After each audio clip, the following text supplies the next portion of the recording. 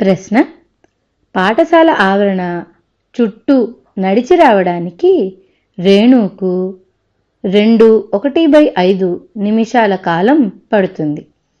అదే పని చేయడానికి స్నిగ్ధకు 7/4 నిమిషాల కాలం పడుతుంది. ఇద్దరిలో ఎవరు తక్కువ కాలంలో ప్రయాణించారు?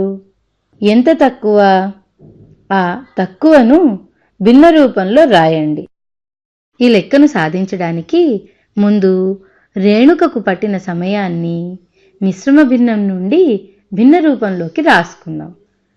మిశ్రమ భిన్నం 2/1/5 యొక్క విలువను చూద్దాం. 2 × 5 10, 10 + 1/5 వస్తుంది. అంటే 10 + 1 11/5 రాసుకోవచ్చు. ఇది రేణుకు పట్టిన సమయం కనుక ఇది నిమిషాలలో ఉంటుంది. ఇది రేణుకు పట్టిన సమయం. ఇప్పుడు స్నిగ్ధకు పట్టిన సమయాన్ని చూద్దాం. స్నిగ్ధని ఎస్ అని అనుకుంటే ఎస్కి పట్టిన సమయం 7/4 నిమిషములు. ఏది ఎక్కువ అని అడిగారు.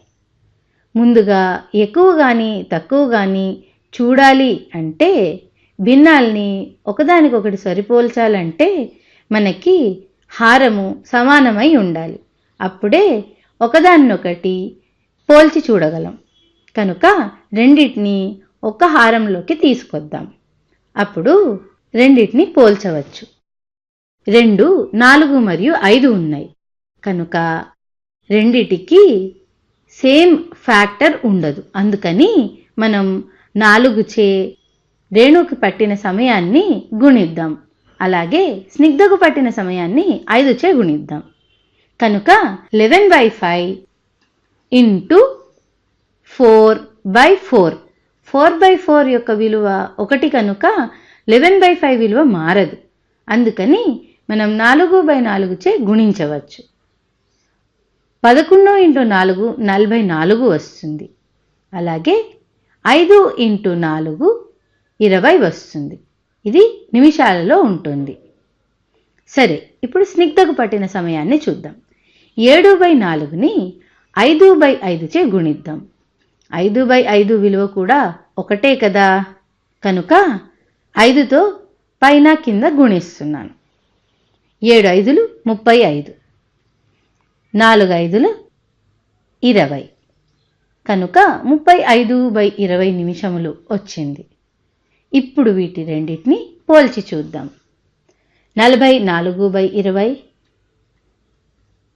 మరియు 35/20.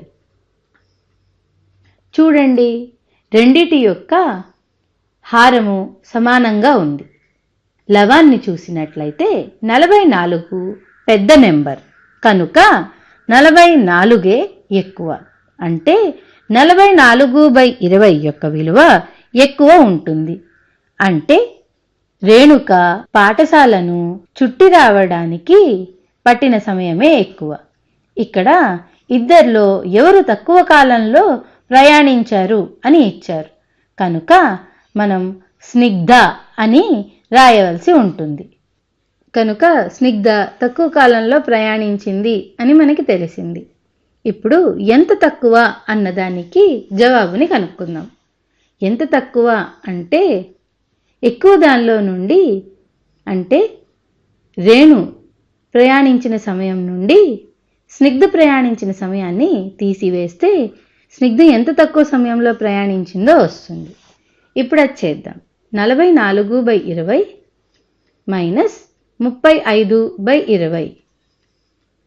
రెండిటి యొక్క హారం సమానం కనుక లవాలను తీసివేయవచ్చు. కాబట్టి 20 పైన 44 మైనస్ 35 వస్తుంది. 44 నుండి 35ని తీసివేస్తే మనకి 9 వస్తుంది. కనుక 9/20.